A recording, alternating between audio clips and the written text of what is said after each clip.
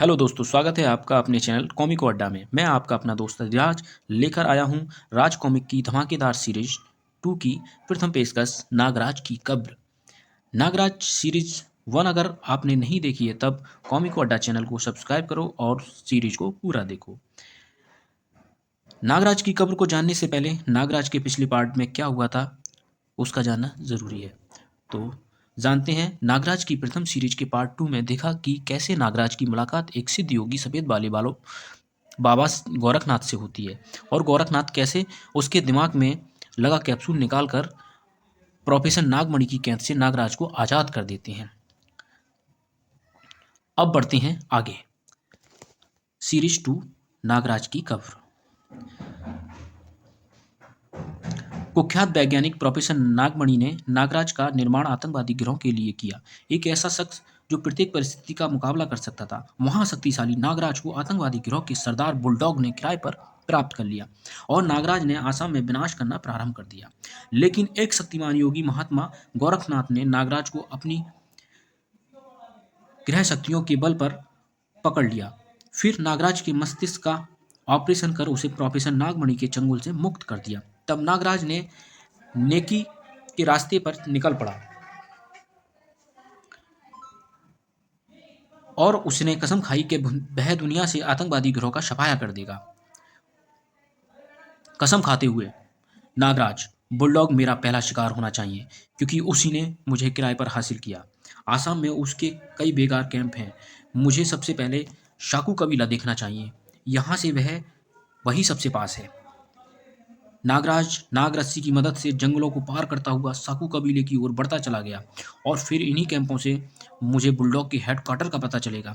एक रात का सफर तय करने के बाद नागराज सुबह ही साकू कबीले जा पहुंचा। ये मेरे लिए स्वर्णिम सवेरा है जो इन लोगों के लिए तबाही का अंधेरा लेकर आया है। नागराज बस्ती के एक खस्ता हाल होटल में जा पहुंचा। क्या तुम शेखू को जानते हो? उसने पूछा। वह इसी बस्ती में रहता है। शेखू? ठहरो, वहां बैठो। पता नहीं शेखू का नाम सुनकर क्यों घबरा गया। नागराज ने अपने मन में सोचा। उधर होटल मालिक होटल के पिछवाड़े जा पहुंचा। अगर ये वही आदमी हुआ तो मुझे वह दौलत जरूर मिलेगी जो इस पर लगाई गई है। पास ही एक झोंपड़े में वह घुसा। रोमो सुनकर खुश होगा। रोमो, मैं एक अच्छी खबर लेकर आया हूं। फिर तो मैं सुबह सुबह तुम्हारा मुंह कड़वा जरूर करूंगा। मैंने उस आदमी को पा लिया है जिसकी तुम्हें तलाश थी। मुझे तो हर उस आदमी की तलाश है जो पैसा पैदा कर सके। किसी दिन ये शराब तुम्हें ले डूबेगी। इसी शराब के कारण तुम्हारी ताकत सेकू से कम पड़ती जा रही है। मेरे दुश्मन सेकू का नाम किस तरह लिया तूने? सवेरे सवेरे कमीने, भाग जा वरना मैं तेरा गला काट दूंगा। रोमो, मैं तुम्हारा दोस्त हूँ। तुम्हें फिर से ताकतवर देखना चाहता हूँ और तुम भूल रहे हो कि मैं तुम्हारे लिए एक खुशखबरी लेकर आया हूँ। रोमो गुस्से में था। मुझे गुस्सा बहुत आने लगा है। खैर बता, क्या खुशखबरी लेकर आया है? बहुत दिनों के बाद एक आदमी सेकू की तलाश में आया है और ये वही आदमी मालूम पड़ता है जिसने मूर्ति लूटी थी और जिसे सेकू तलाश करता फिर रहा है। तुम्हें कैसे यकीन है कि ये वही आदमी है? सेकू ने मुझे उसका हुलिया बताया था। उसका कहना था कि इस हुलिया का आदमी कभी नजर आए तो तुरंत उसे खबर करके 5,000 रुपये इनाम हासिल कर ले। बेवकूफ, जिस आदमी को सेकू तलाश कर रहा है वह खुद सेकू को तलाश करने उसी की माद में क्यों आएगा? मैं इस बारे में ज़्यादा कुछ नहीं जानता, लेकिन हुलिया वही है। सांप जैसी आंखें उसकी खास पहचान है। मेरा दिल कहता है कि ये वही आदमी है। जरूर वह मूर्ति लेकर आया होगा। इससे पहले कि वह सेकू के संपर्क में आए हम काम कर सकते हैं। रोमो पैक बनाते हुए, सबसे पहले ये जानना जरूरी है कि ये वही मूर्ति चुराने वाला है या कोई और है। तुम उसे सेकू से मिलाने के बहाने झींगागार में ले आओ। लेकिन याद रहे, इस मामले में हमारी पार्टनरशिप 50-50 होगी। होटल मालिक ने कहा। शराब का खर्चा निकालकर जो मिलेगा आधा आधा, रोमो ने कहा। ये रोमो मर जाएगा लेकिन शराब नहीं छोड़ेगा, उसके मित्र होटल मालिक ने कहा। होटल मालिक वापस होटल में लौट आया। हे मिस्टर, चलो तुम्हें सेकू से मिलवा दूं। चलो। नागराज उठ खड़ा हुआ। सचमुच वही, बिल्कुल यही हुलिया बताया था सेकू ने। अब तुम इस गार में उतर जाओ, मुझे यहीं से वापस लौटना होगा। धन्यवाद दोस्त, तुमने मुझे यहाँ तक का रास्ता दिखाया। रोमो, वह जीगा गार में उतर चुका है और ये 100% वही आदमी है, उसका नाम नागराज है। हम्म, अब तुम होटल पर मेरा इंतजार करो, रोमो उस होटल मालिक से कहता है। सबसे पहले वह मुझे गार का रास्ता बंद करना होगा, फिर चोर रास्ते से अंदर जाऊंगा। मेरा बेवकूफ़ दोस्त कालू कहता था कि शराब ने मेरी ताकत छीन ली, लेकिन अब भी मैं इन चट्टानों को उठा सकता हूँ। अगर मेरा बेवकूफ़ दोस्त मुझे चट्टान उठा देख लेता तो शायद गस खाकर बेहोश हो जाता। रोमो, ये पहली ये पतली दरार अपने शरीर की मांसपेशियों को सिकोड़ने की कला है। जिसे आती हो वही ऐसे चोर दरवाजे पार कर सकता है। और रोमो इतना कहकर पतली सी दरार में से झींगा गार में घुस गया। गार में, नागराज, क्या तुम मेरी आवाज़ सुन रहे हो? अगर मेरी आवाज़ सुन रहे हो तो जवाब दो। रोमो आवाज़ लगा रहा था। हाँ, मैं तुम्हारी आवाज़ सुन रहा हूँ, नागराज ने जवाब दिया। उसकी आवाज़ तीसरे मोड़ वाली गुफा से आ रही है। इस गार की आवाज़ों का अनुमान सिर्फ मैं ही लगा सकता हूँ। रोमो ने ऐसा अपने मन में विचार किया। यहाँ आवाज़ गूंजती है, जरा सी आवाज़ पूरे गार में सुनाई पड़ती है और अंदाज़ा लगाना मुश्किल होता है कि आवाज़ कहाँ से आई। हैरान होने की जरूरत नहीं, नागराज, मैं ठीक तुम्हारे पीछे खड़ा हूँ। क्या तुम सेकू हो? नागराज ने कहा। हाँ, मैं ही सेकू हूँ। मूर्ति कहाँ है? नागराज, पहले मैं तुम्हारी पहचान करूंगा कि तुम सेकू ही हो या कोई और हो। अपनी दाई हथेली दिखाओ। तुम सेकू नहीं हो। बुलडॉग के सभी क्षेत्रीय सरदारों के हाथ में एक चिन्ह गुदा होता है, वह तुम्हारी हथेली पर नहीं है। ये रहा मेरी हथेली का निशान। और रोमू ने बिना पलक झपकते ही नागराज पर वार कर दिया। नागराज बहुत दूर जाकर गिरा। मैं मास्टर रोमो हूँ। रोमो जो इस दुनिया में सिर्फ एक और अकेला है जिसके पुरखे ताकत की पूजा करते थे और जो मुझे विरासत में मिली है। मार्शल आर्ट में इसे मंकी ब्लो कहते हैं। नागराज, एक पंच और रोमू ने नागराज पर जड़ दिया। ये हाथापाई बंद करो, पहले मेरी बात सुनो, नागराज ने उससे कहा। मास्टर रोमो अपने प्रतिद्वंदी को बोलने का मौका जरूर देता है। बोलो, रोमो ने कहा। तुमने मुझे यहाँ बुलाकर घेरने की कोशिश क्यों की? क्या दुश्मनी है तुम्हारी मुझसे? हाँ, ये बात तुम्हें जरूर पूछनी चाहिए, इसका तुम्हें हक है, रोमू ने नागराज से कहा। नागराज, तुम वह शख्स हो जो आसाम के पौराणिक मंदिर से करोड़ों की मूर्ति चुरा कर ले गए और जिन लोगों के लिए तुमने ये काम किया, मूर्ति अभी तक उन्हें नहीं पहुंचाई। इसका मतलब वह मूर्ति अभी भी तुम्हारे कब्जे में है और मैं उसे हासिल करना चाहता हूँ। क्या तुम्हारा संबंध सेकू से है? कभी था, जब मैं उसके लिए भाड़े का कातिल बनकर चंद रुपये पा लेता था।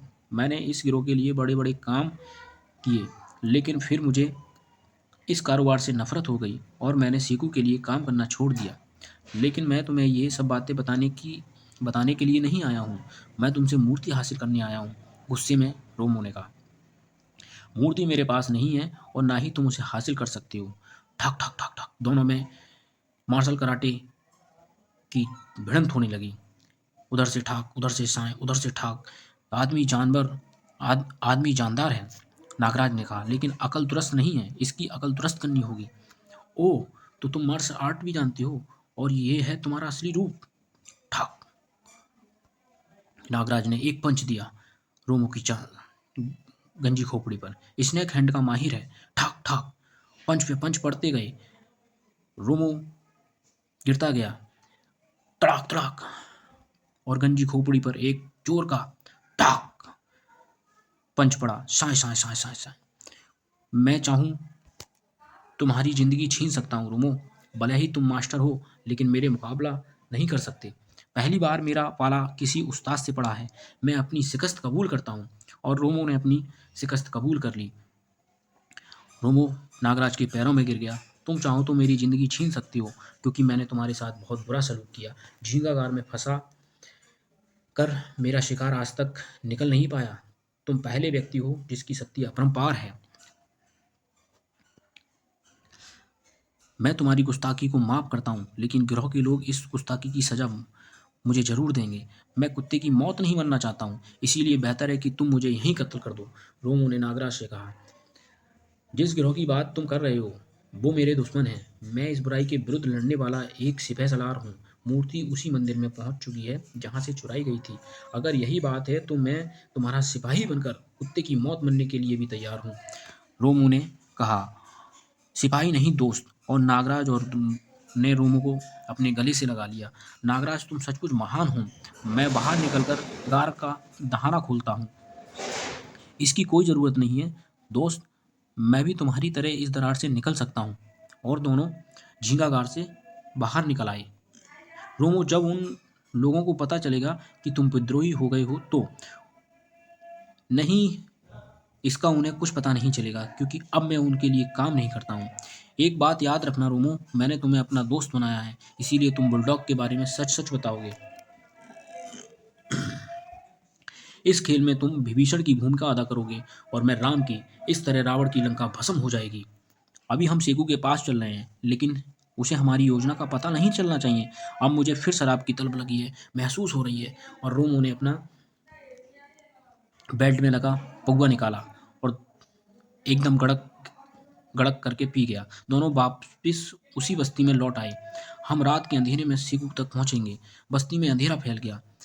नागराज, अब ये शराब पीनी बंद करो रोमो, और मुझे सीकू के पास ले चलो। शराब के नशे में रोमो, हाँ हाँ, अब तक वह अफीम की खेती से लौट चुका होगा। शराब के नशे में उसने जवाब दिया नागराज को। ये जो गोल घेरे में झोंपड़ियां बनी हैं सब सेकू की हैं। इसके बीच एक बड़ा दलान है जिस पर सेकू का मकान खड़ा है। इस गेट से अंदर जाया जाता है। वहीं रुक जाओ, कौन हो तुम लोग? अबे मैं रोमो हूँ, गधे की औलाद। रोमो ने गार्ड से कहा, तुम सबका बाप। ये शराबी बॉस का मुंह लगा है, लेकिन इसके साथ कौन है? दोनों गार्ड ने अपने मन में एक दूसरे से फुसफुसाहट की। इस गेट से अंदर जाया जाता है। गेट पर स्टेशन गन धारी खड़े हैं। दोनों स्टैंड गन धारी खड़े थे। यह मेरा भाई है, काम मांगने आया है। रोमो की इतनी बेकदरी कि तुम उसे रोकने की हिम्मत कर सको? जाने दो, इससे मुंह क्यों लगते हो? ठीक है, जाओ। और दोनों स्टेन गन जो पहरा दे रहे थे उन्होंने रोमो को जाने दिया, साथ में ये कहते हुए कि इस बेवड़े के मुंह नहीं लगना चाहिए।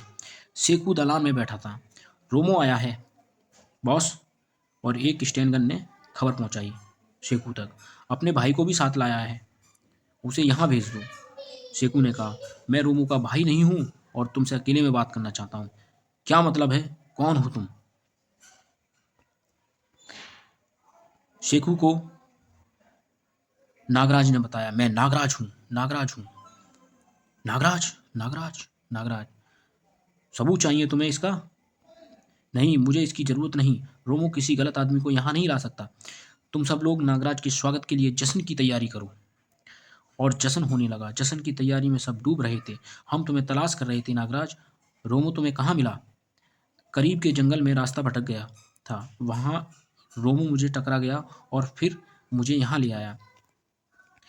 तो नागराज की खबर पार्ट 1 में हमने अभी तक देखा कि उसकी नागराज की मुलाकात रोमो से होती है और रोमो सेकू के बुलडॉग का जो वफादार था सिपह सलार सेकू उसके पास तक ले जाता है।